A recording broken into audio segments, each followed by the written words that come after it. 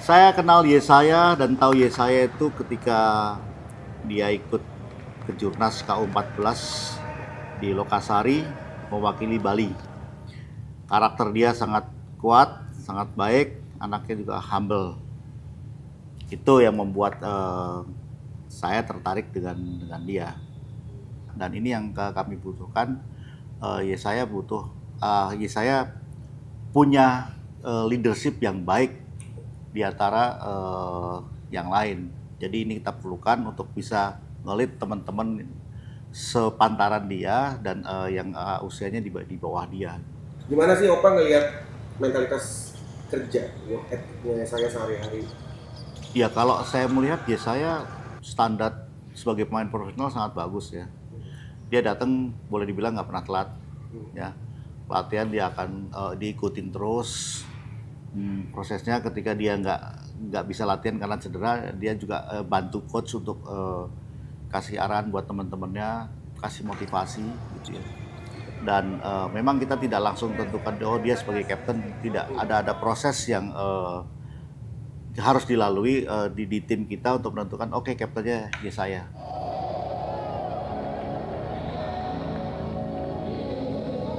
Dulu di PJ kan nggak kelihatan.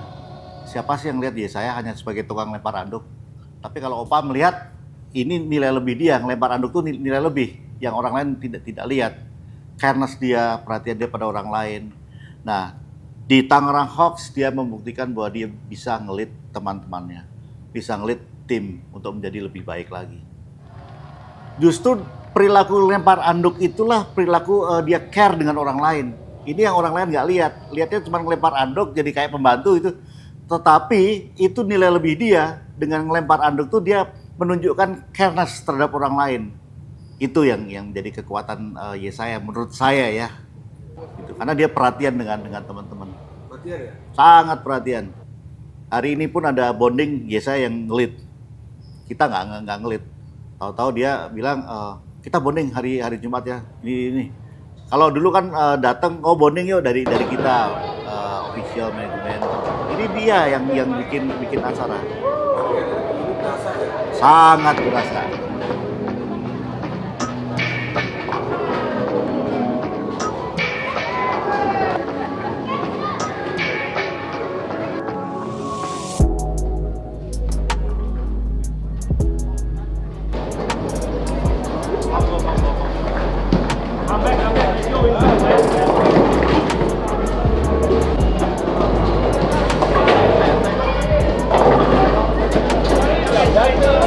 Aduh kumat gak tuh?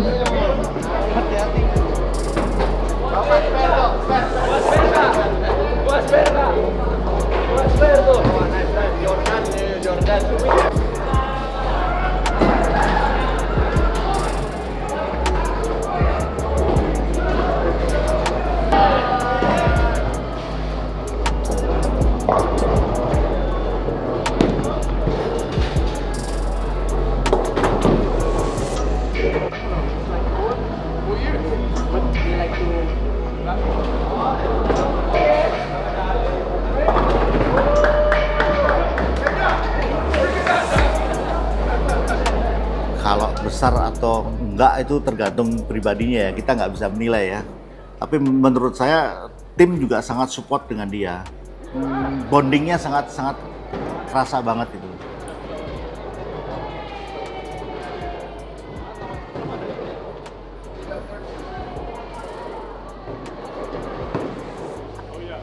Kalau di rumah ya saya tuh lebih jadi dirinya, kayak sebenarnya dia nggak berisik kalau di luar ya. Karena dia udah ngasih tahu, mungkin kalau di luar dia ke pressure untuk selalu happy, selalu menjadi dirinya. Karena kalau misalnya dia udah mulai agak diem dikit, orang pasti sadar kalau kayak pasti ada sesuatu nih gitu. Nah sisi itu tuh cuman dia kasih tahu kalau di rumah aja. Kalau dia capek, kalau dia apa tuh baru kelihatan lah kalau dia di rumah gitu. Lebih nyimpen sendiri sebenarnya. Karena mungkin dia pengen selalu kelihatan kuat gitu ya. Mungkin karena dia laki-laki, jadi kadang kalau cerita tuh kalau udah bener-bener mentok banget deh gitu. Kadang aku kasih dia waktu dulu ya buat dia istirahat, nggak bahas tentang basket. Mungkin kalau di luar dia udah apa-apa ngomongin basket kayak capek gitu. Jadi di rumah aku distract dia dengan kayak misalnya contoh dia suka hobi. Kemarin sempat hobi motor, sekarang hobi main game. Aku kasih dia waktu untuk ngelakuin itu semua gitu supaya refreshing lah gitu. Punya lingkungan baru kayaknya nggak gampang deh buat dia gitu. Dan awal-awal lumayan sih adaptasinya kayak walaupun udah ada teman-teman yang dia kenal ya, cuman pasti beda kan. Aku nggak expect season ini untuk ya saya bisa semeledak itu sebenarnya. Aku mikirnya kayak kemarin-kemarin tuh udah potensi dia paling besar gitu loh. Tapi setelah dikasih wadahnya, terus orang-orang yang sekitarnya juga support, aku ngelihat setelah dia keluar dari zona nyaman, dia jadi lebih dari apa yang sebelumnya gitu.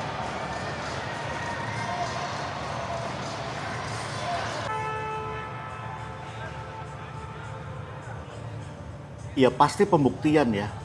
Itu dia selalu tekankan dan dia tunjukkan tuh di latihan. Dia latihan nggak pernah main-main. Dia selalu serius di latihan itu. Di tim kita pun saat ini pun dia ketika ini, aduk, Poder, dia mau lakukan itu. Sekalipun dia kapten, kan banyak kapten yang nggak mau kan, gak gengsi, tapi dia nggak. Nah itu karakter dia yang, ya kelebihan dia lah dibanding pemain-pemain IBL yang lain. Menurut Palo ya, seperti itu. Kalau personal spesial nggak ada ya. Artinya kan selama ini fine aja jalan. Tapi ketika ada persoalan ya, personal lagi di lapangan ya kita ngomong berdua, apa nih ada seperti ini gimana? Gitu. Nggak kok kayak orang konseling nggak ada gitu. Kan kita nggak ada di sini. Semua persoalan ya kita bahas bareng. Kalau dilihat sebagai leader mungkin, tapi kalau dibilang sebagai yang kayak true leader belum mungkin ya. Gue masih ada sering yang kayak nggak di situlah, masih belum lah. Menuju ya, tapi di situ belum. Lo menikmati proses ini? Menikmati banget. Karena ini membuat gue mungkin menjadi salah satu, misalkan gue jadi bapak, kan ya bekal lah. Bekal gue buat kedepannya lah. Apa arti jadi leader buat profesinya sekarang? Mungkin lebih kayak di look up orang aja kali ya. Mungkin bukan di look up tuh bukan artian kayak takut ya, mungkin kayak ke respect aja gitu. Jadi kayak orang-orang mulai sekarang tuh kayak, apalagi di liga ya, kayak orang-orang udah mulai kayak respect Yesaya Sodale gitu. Gue sebenarnya nggak pernah kayak ini momen gue nih, nggak, gue kayak ngikutin aja flow-nya kayak gimana. Jadi lama-lama ntar orang yang menilai sendiri gitu. Kayak gue nggak perlu menunjukkan diri gue kayak ini gue nih leadernya nih, lu harus gue harus enggak sih.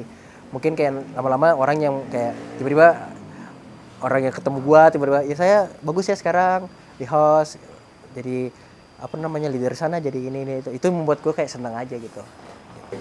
Terus gue juga nggak expect jadi saya jadi kapten gitu. Terus mungkin gue orangnya juga nggak banyak, maksudnya kayak kan gue kalau di tim tuh ya udahlah lu yang penting ngelakuin apa aja, yang penting pas main serius udah. Gue sebenarnya gitu sih. Gue tuh nggak expect kalau gue tuh bisa all around player gitu. Maksudnya kayak rebound iya, assist iya, steal iya. Gue cuma kalau nggak bikin tentang poin sih. Yang penting tim gue bagus, gue juga udah happy gitu. Itu sih. Sampai gue pernah waktu itu lawan Raja Wali, reboundnya bisa 11. Gue bingung gue. Gue juga bingung gitu. Jadi itu sih yang benar-benar yang bikin gue kayak nggak expect sampai situ-situnya gitu. Itu sih. Mas. Kalau di fase sekarang di Dewa itu lebih banyak Mas Arki yang inisiatif untuk langsung kutip educate young player, atau kebanyakan young player datang ke Mas Arki untuk konsultasi? I would say emang gua harus it's the what is it, sungkan? Yeah, sungkan. Like sometimes like me being this years old and they're being this years old, right? Mereka kadang-kadang kayak, like for example, gua in the beginning sekamar sama Arthur during the series, right? And then like when we're in the hotel, right? He was my roommate. Like dia nggak pernah ada until it's time to go to sleep. Like I'm like, yo, what you be doing? I was like, nah, gue main di kamar itu anak-anak. I was like, so you just go, okay, fine. I was like, and then I found out why, and I was like, yo, just be yourself. Like, it's fine. And then we started talking more and stuff like that. Now gue kayak main PUBG, Call of Duty with him on the phone. Like, yeah, I gotta do those stuff biar people like be comfortable around me and stuff like that. And then that's when I found out like ternyata om dia. Seumuran sama gue. No, worse. He's older. Dia udah pensiun. Dia I don't know if people remember Pak Doni from SM. Dia abis SM dia jadi pemain di Pacific. Like he was actually my first roommate when I first came to Indonesia buat di series di Malang kalau nggak salah. And then it was funny because he was like, yeah, gue dulu ada om gue pemain basket. I was like, oh yeah, for real? It's like, yeah. I was like, what's his name? He was like, Doni. I was like, Donnie. Yeah, I know a Donnie. Is it the same Donnie? He's like, yeah, dia tinggi banget, center. He dulu di SM juga. I was like, oh, gue main bareng dia. Now I'm playing with his nephew. That's crazy. I was like, I feel old. Not to the point where like you gotta stay out of the room or anything. Like I feel like I've always told anak-anak like I'm open. Like lo mau ngomong, you need advice, so I'll contract, life, or apapun, basketball and stuff like that. Yeah, just come to me. The worst thing I could say is no, and it's not like I'm gonna embarrass you or anything. I'm just gonna like, yo, kayak gini harus ini. Menurut Mas Arki, ketika berkarir di Satria Muda, ada influence yang dirimu bawa ke Satria Muda? Like pasti inspired by like pro athletes, NBA players like Michael Jordan, mindsetnya kayak gitu, and then just being able to play professionally and represent my family in my parents like hometown gitu, like so it was just like that, and then just trying to prove to myself, see like, okay, I deserve to be a pro athlete. Let's see what you can do. You reach this far. Not everybody can do it. Don't take this opportunity for granted. Ya, itu aja.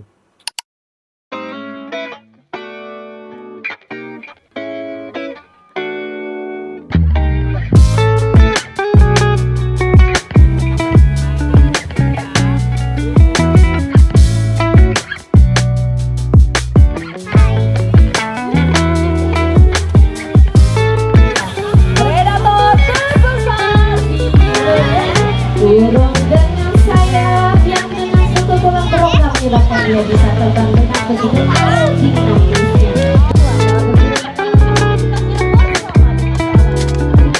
Mas Arki, ini ketika Mas Arki melihat career journey, apa yang paling bentuk diri shaping? I think family. You know, during my career, my family has been, sejak di Indonesia, been in the crowds, right?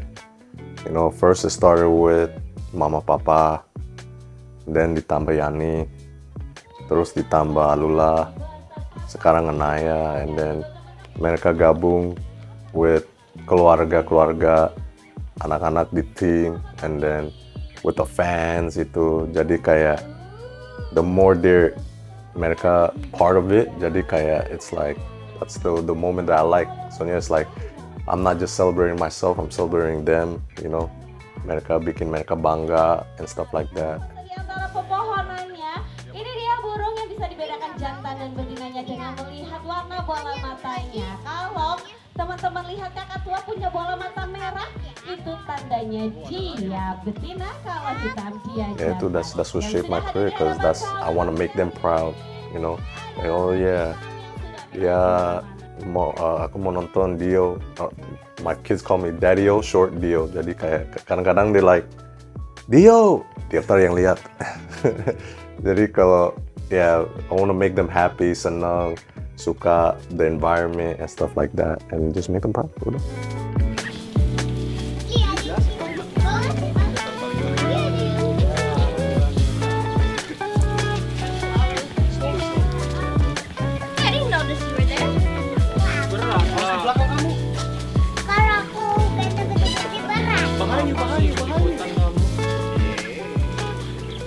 Tapi mas, sekarang sering mas kayak di luar kayak lagi off season jalan bareng sama Ardi. Oh no, we meet when we can, tapi it's like schedule-nya, like kan dia pasti he wants to pulang kampung and stuff like that. I have to do the same thing and stuff. And then so like yeah, we can. The only good thing now is like kita udah deket. Like you know Bintaro and BSD is close. So like kalau misalnya keluarga nggak ketemu ya paling gua sama Hardi pasti masih ketemuan.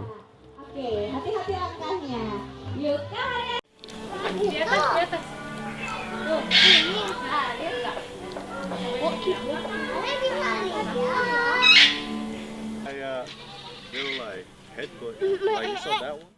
What is your biggest fear right now? Sekarang. My biggest fear is just maybe my kids not understanding why mungkin I'm not at home as much. Gitu aja. Like, I mean, I could be home as much, but it's like sometimes, you know, you gotta take extra time to recover, or maybe lo lagi bau, lo harus tambahan, or sometimes lo tiba-tiba ada BCL, lo harus keluar seminggu gitu, nggak bisa datang ke acaranya. Hopefully mereka ngerti kayak gue mungkin miss lagi nggak ada, itu bukan soalnya nggak mau, tapi soalnya ya lagi kerja aja. The good thing is mereka udah ngerti kayak basket, maksudnya kayak they come to the game. So cuma kadang-kadang it's like mereka say, oh harus pergi besok, aku ikut dong. Saya nggak bisa, you can go to Malaysia. Like lo ada sekolah besok gitu. Can I watch the game tomorrow? No, lo ada sekolah besok, nggak bisa, nanti kecapean gitu, stuff like that. Jadi kalau buat anak sendiri, mentality apa yang mau dibangun ke anak sekarang? No, itu belakangan aja sih. I just want them to just be a kid, just whatever. They have to understand how I am committed and disciplined with the sport that I love. Ya dia harus bisa begitu with apapun dia mau di hidup mereka juga. Walaupun kayak right now Alula is doing gymnastic, dance, dia baru suka ngikut basket extracurricular di sekolah gitu. Ya udah, lu ikut mau coba boleh, tapi and you have to be committed with it. Nggak bisa cuma coba-coba aja gitu.